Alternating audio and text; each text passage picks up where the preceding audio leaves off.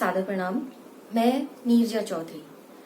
आज का जो बायोलॉजी सेशन है उस सेशन को शुरू करने से पहले इन्फोनी कॉर्नर में आप सभी का स्वागत एवं अभिनंदन करती हूँ। आज का जो हमारा टॉपिक रहेगा वो इवोल्यूशन से रिलेटेड रहेगा, यानी कि विकास से संबंधित रहेगा। क्योंकि विकास से संबंधित अभी हम पढ़ना शुरू कर रहे हैं, तो इसलिए जो आज का सेशन में रहेगा वो थोड़ा सा इंट्रोडक्टरी रहेगा। कुछ छोटी छोटी चीजें होंगी जिनको आज के इस वीडियो में शामिल किया गया होगा। देखिए, जैसा कि चैप्टर का नाम है ही विकास या इवोल्यूशन, जिसे हम कह रहे हैं इवोल्यूशन। इवोल्यूशन क्या है?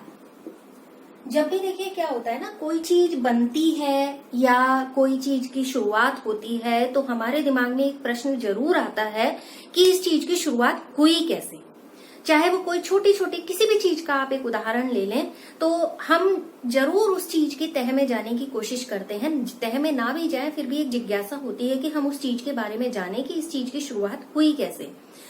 यहाँ पर जो हम बात कर रहे हैं बायोलॉजी के संदर्भ में बात कर रहे हैं, और बायोलॉजी के संदर्भ में कि जो ये जीवन है, जो पेड़ पौधे हैं, जंतु हैं, यानी कि प्लांट्स हैं, जितने भी एनिमल्स हैं, ये सारे के सारे अगर इस फॉर्म में है तो कोई ना कोई एक अवस्था ऐसी जरूर रही होगी जब इनकी शुरुआत हुई होगी।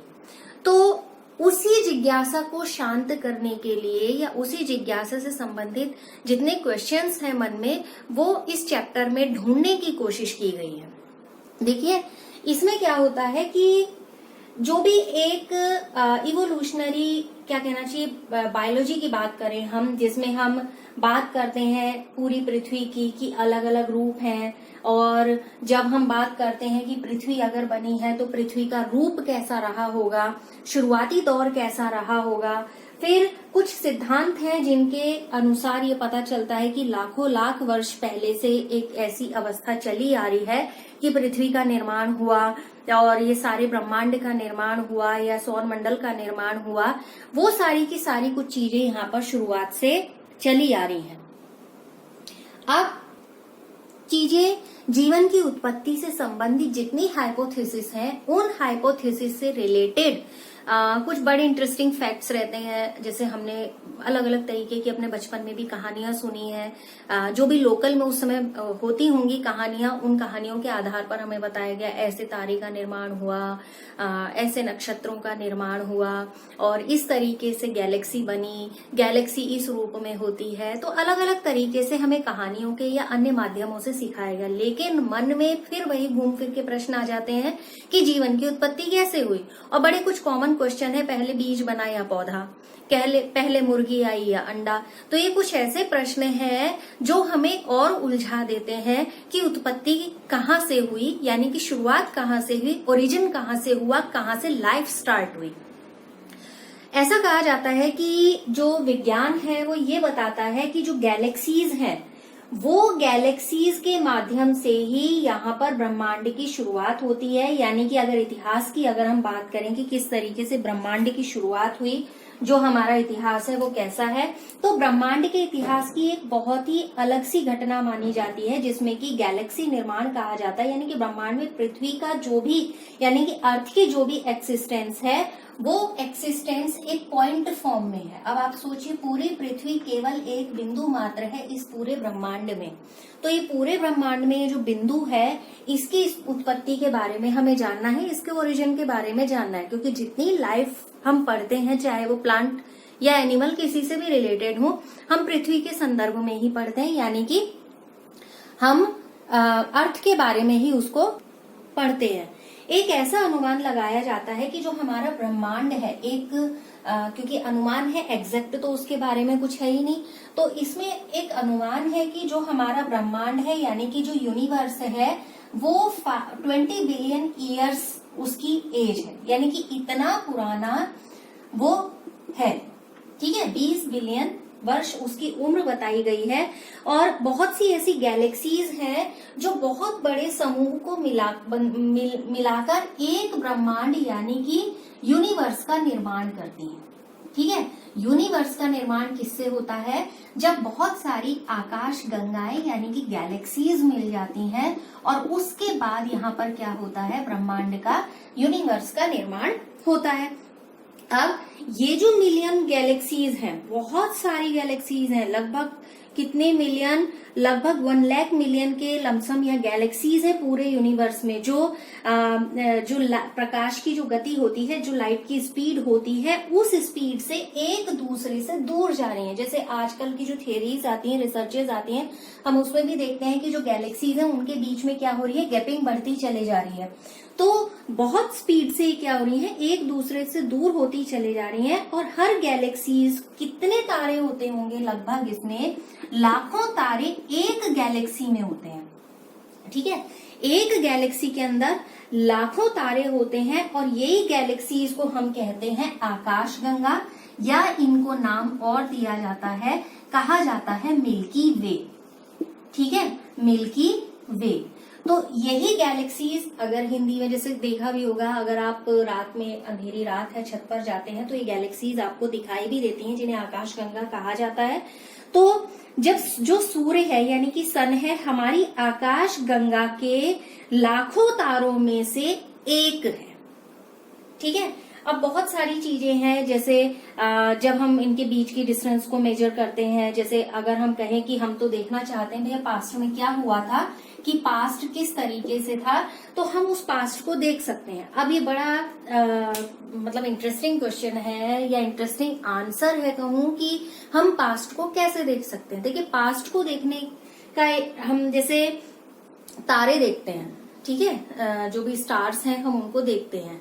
अब जो सनलाइट है, सॉरी जो लाइट है, वो लाइट क्या करती है, एक ईयर में जितनी डिस्टेंस ट्रेवल करती है उसको मेजर किया जाता है लाइट ईयर में। उसको किस में मेजर किया जाता है, लाइट ईयर में, यानी कि प्रकाश वर्ष में। ठीक है, अब ये प्रकाश वर्ष की बात कहूं कि मान लीजिए जब क्या है, आसमान साफ है और अंधेरी रात है, तो हम आसमान में तारों को देख रहे हैं। अब तारों से क्या होता है कि तारे देखने का मतलब हुआ कि वो हम उतना बीते हुए समय को देख रहे हैं, तभी तो हम कह रहे हैं हम पास्ट में लगभग देख सकते हैं।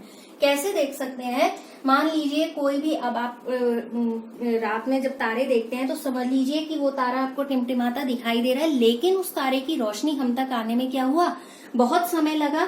तो इस तरीके से जैसे तारों के बीच की जो डिस्टेंस होती है, यानी कि स्टेलर डिस्टेंस जिसकी बात कर रही हूँ, उसको हम किस में नापते हैं, जैसे कहा कि प्रकाश वर्ष में नापते हैं या लाइट ईयर में नापते हैं। तो लाइट के द्वारा, प्रकाश वर्ष की डेफिनेशन फिर से बता रही हूँ कि लाइट के द्वारा एक साल में, एक वर्ष में जितनी दूरी ट्रेवल की जाती है उसे कहा जाता है लाइट ईयर।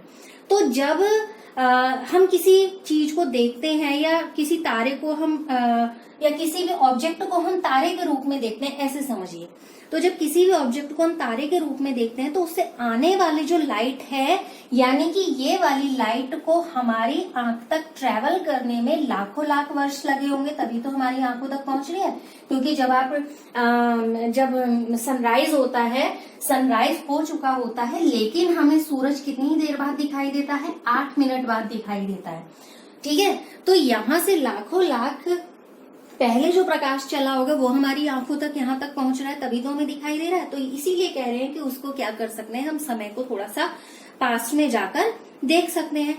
अब जो लाखों तारे हमसे कितनी दूर है, लाखों अरबों मील दूर है, करोड़ों अरबों मील दूर है, उनसे लाखों वर्ष पहले प्रकाश आया और उनसे लाखों वर्ष पहले प्रकाश जो बना वही हमारी आंख में क्या हो रहा है, आज पहुंच रहा है। तो हमने कह दिया कि हम कैसे देख सकते हैं उसको, मतलब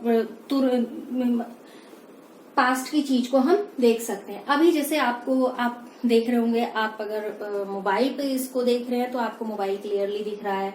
अगर आपके पास कोई बुक है, टेबल है, चेयर है, आप उसे इजीली देख पा रहे हैं, तुरंत देख पा रहे हैं। कारण ये है कि उसकी डिस्टेंस कम है, ठीक है। तो आपकी आंख पर तुरंत वो प्रकाश पड़ रहा है और आपको वो वस्तु तुरंत दिखाई दे रही है। लेकिन जो चीज दूर है, उस दूर वाली चीज को देखने के लिए समय लगता है, और वही जो समय लगता है, अगर जैसे तारे के संदर्भ की बात करें, स्टार के संदर्भ की बात कर रहे हैं, तो 1 ईयर ट्रेवलिंग टाइम जो होता है उसे लाइट ईयर कहा गया, जो भी लाइट आने में जितना टाइम यहाँ पर लेगी।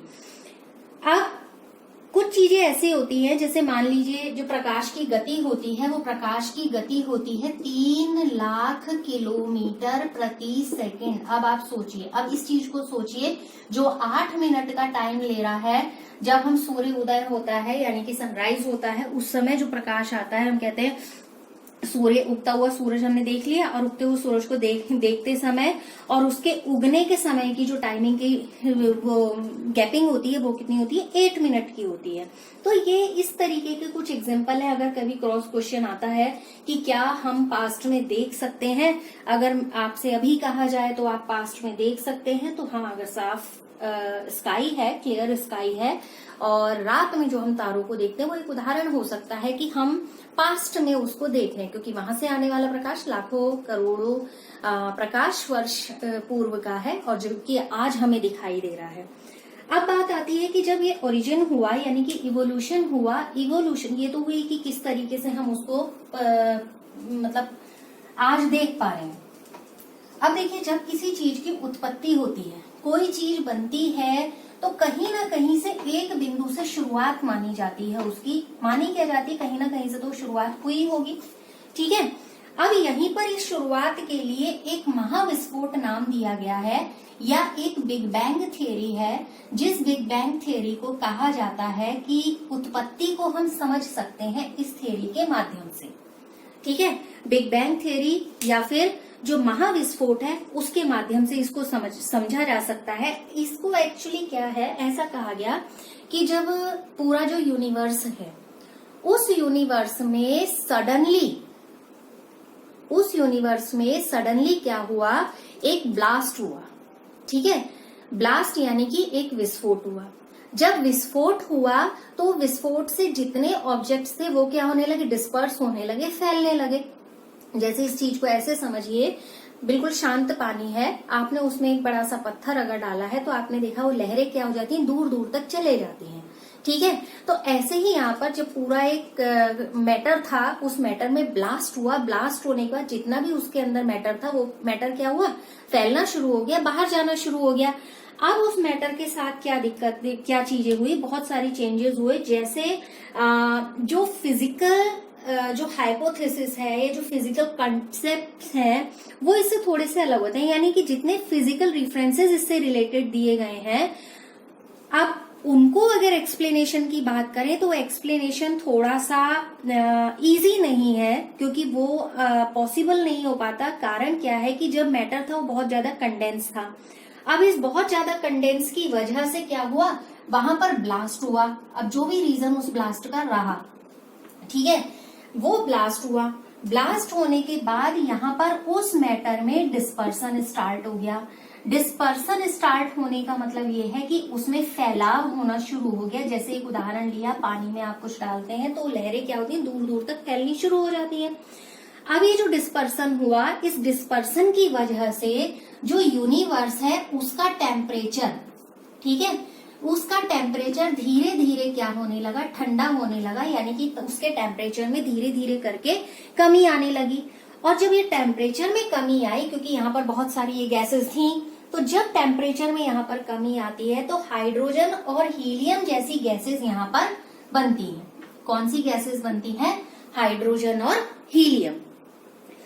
अब 2 प्रकार की गैसेस समझ गए हम कि कौन कौन सी गैसें यहाँ पर बन रही है, हाइड्रोजन और हीलियम गैसेस बन रही है। अब फिर क्या होता है, क्योंकि ये फैलाव हुआ, इसकी वजह से यहाँ पर एक ग्रेविटी डेवलप हुई, यानी कि एक गुरुत्वीय बल डेवलप हुआ, ग्रेविटल फोर्स यहाँ पर डेवलप हुआ, जिसकी वजह से यहाँ पर जो गैसेस थी, उन गैसों में संघनन यानी कि कंडेंसेशन स्टार्ट हो गया, ठीक है। उन गैसेस में क्या हो गया, कंडेंसेशन यानी कि संघनन होना शुरू हो गया।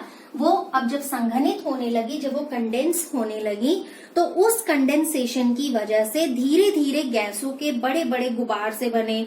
और जो आज के समय में अब हम जो अभी अभी गैलेक्सी की बात कर रहे हैं, वो गैलेक्सी ये वही उस तरीके के गुबार हैं, यानी कि वो गैसों के गुबार हैं जिनसे गैलेक्सीज का निर्माण हुआ। कहाँ से आए? ये ब्लास्ट होता है, फिर टेम्परेचर कम होता है, गैसेस बनती हैं, कुछ टाइम बाद या ग्रेविटी फोर्स की वजह से यहाँ पर क्या होता है, या ग्रेविटेशन की वजह से कंडेंसेशन स्टार्ट होता है गैसेस का। जब गैसेस का कंडेंसेशन स्टार्ट होता है तो उसके बाद यहाँ पर गैसों के गुबार जैसे बनते हैं और उनसे किसका निर्माण हो रहा है? गैलेक्सी का निर्माण हो रहा है। तो जो हमारा मेन स्टार है वो क्या है? सन। हमारा मेन स्टार क्या है? सन। सन क्या काम करता है कि जितनी भी गैलेक्सीज बनी, जैसे स्टार, इन गैलेक्सीज के लिए स्टार जो सूरज है इसकी क्या कर रहे हैं? परिक्रमा कर रहे हैं, इसके चारों ओर घूम रहे हैं। जितने नेचुरल प्लैनेट्स हैं वो घूम रहे हैं, सैटेलाइट्स हैं वो घूम रहे हैं। तो ये सारी चीजें मिल मिलाकर क्या बना रही हैं? एक सोलर सिस्टम बना रही है। ठीक है, क्या बना रही हैं? एक सोलर सिस्टम यहाँ पर बना रही है। कौन? जिसमें गैलेक्सी भी है, सन भी है, प्लैनेट्स भी हैं, सैटेलाइट्स भी हैं।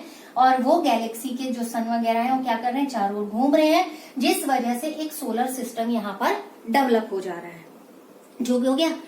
अब जो सोलर सिस्टम है, या जो हिंदी में जिसको कहा जाता है सौर मंडल, ये सौर मंडल हमारी जो गैलेक्सी है या मिल्की वे है उसका एक हिस्सा मात्र है। और जो हमारी पृथ्वी है इस गैलेक्सी के एक छोटे से, जैसे शुरुआत में ही हमने कहा, केवल बिंदु मात्र है। अब आप समझिए, पृथ्वी बिंदु मात्र है तो बाकी कितना कुछ है यूनिवर्स में जो हमें जानना है और जिसके बारे में हमें समझना है। अब पृथ्वी से रिलेटेड जितने भी हमारा जो पूरा सोलर सिस्टम है, जिस इंक्लूडिंग अर्थ उसकी बात कर रहे हैं, वो कितना पूर्व का माना जाता है? लगभग माना जाता है 4-5 बिलियन वर्ष पूर्व का। ठीक है, यानी कि कितना पहले का माना जाता है? ऐसा कहा गया कि ये लगभग 4.5 बिलियन वर्ष पहले इसका निर्माण हुआ, यानी कि ये बने। ठीक है, अब लट्टू की तरह कुछ घूमती हुई संरचनाएं दिखती हैं जिसमें धूल और गैस के बादल जैसे होते हैं, तो उन्हें बोला जाता है सोलर नेबुला। उन्हें क्या कहा जाता है? Solar nebula. इसको ध्यान में रखिएगा, सोलर नेब्यूला क्या होता है।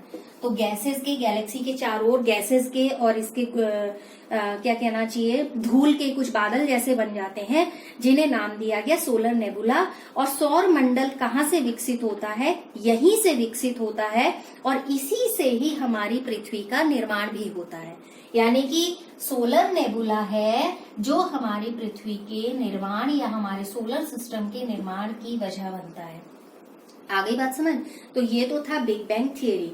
बिग बैंग थियरी, ब्लास्ट होता है, टेम्परेचर कम हुआ, गैसेस बनी, गैसें बनने के बाद यहाँ पर क्या हुआ? ग्रेविटेशन की वजह से कंडेंसेशन हुआ, कंडेंसेशन की वजह से गैलेक्सी बनी, गैलेक्सी से कुछ जो खंड छिटक गए जैसे सन वगैरह है, ये इसके चारों ओर घूमे और उससे एक सोलर सिस्टम डेवलप हुआ। ये सोलर सिस्टम कहाँ से डेवलप होता है? यहाँ देखिए, घूमे, हमने कहा ब्रह्मांड में जब ये विस्फोट हुआ तो कुछ गैसेस और इनके पिंडों के गुबार बने और जो क्या हुआ कि चारों ओर घूमते हुए दिखाई दे, तो उसको कहा गया, टर्म दिया गया सोलर नेबुला। यही सोलर नेबुला से किसका निर्माण होता है? सोलर सिस्टम का निर्माण हुआ और हमारी पृथ्वी का इससे निर्माण हुआ। अब एक और छोटा सा बिंदु यहाँ पर जान लेते हैं, हालांकि इसी से रिलेटेड है लेकिन कुछ पॉइंट्स के बेस पर जानते हैं कि जब ये तो हमने कहा कि पृथ्वी इस तरीके से बन गई, बिग बैंग थियरी के माध्यम से हमने इसको समझ लिया। लेकिन एक चीज यहाँ पर ये है कि जो हमारी अर्ली अर्थ थी वो कैसी थी? ठीक है, यानी आद्य पृथ्वी कैसी थी?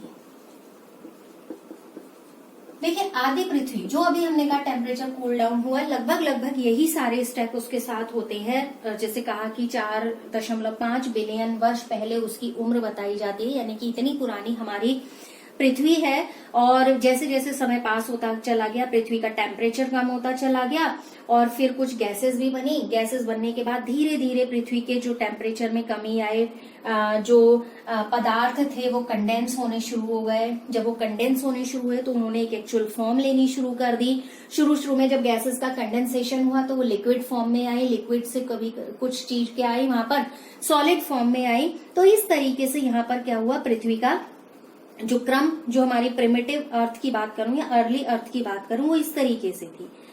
जो अर्ली अर्थ है, जब यहाँ पर देखिए टेम्परेचर क्या था, बहुत ज्यादा था जब ब्लास्ट हुआ, ठीक है।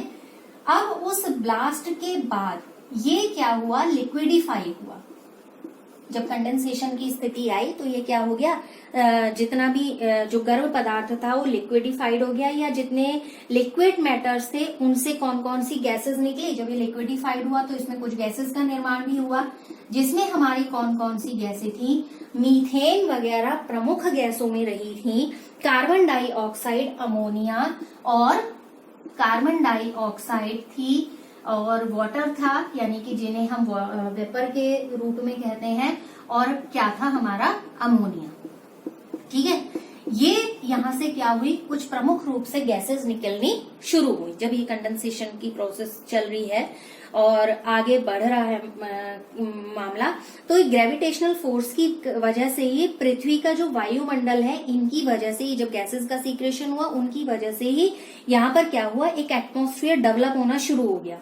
तो उस एटमॉस्फेयर का देखिए शुरुआती जो दौर था, जैसा कहा टेम्परेचर ज्यादा था, तो उस शुरुआती दौर में ज्वालामुखी बहुत ज्यादा थे पृथ्वी पर, ठीक है। ज्वालामुखी क्या थे, बहुत ज्यादा थे, क्योंकि वो जो पृथ्वी की अंदर की सतह पर ब्लास्ट होता रहता था तो गर्म पदार्थ उन ज्वालामुखी के माध्यम से क्या होता था, बाहर निकलता रहता था। तो ये जो अलग अलग परिस्थितियां बिलियन ईयर्स पहले होती गई, अगर उन परिस्थितियों को आज की परिस्थितियों से, आज की जो पृथ्वी है उससे कंपेयर करें तो बड़ी अलग अलग है। जैसे जो अल्ट्रावायलेट रेज है, अल्ट्रावायलेट रेज ने वाटर को उसके छोटे छोटे घटकों में तोड़ना शुरू कर दिया, मींस कंपोनेंट्स में तोड़ना शुरू कर दिया। यहाँ से किसमें टूटे, हाइड्रोजन और ऑक्सीजन में टूट गए, ठीक है। वाटर यहाँ से क्या हो गया, टूट गया।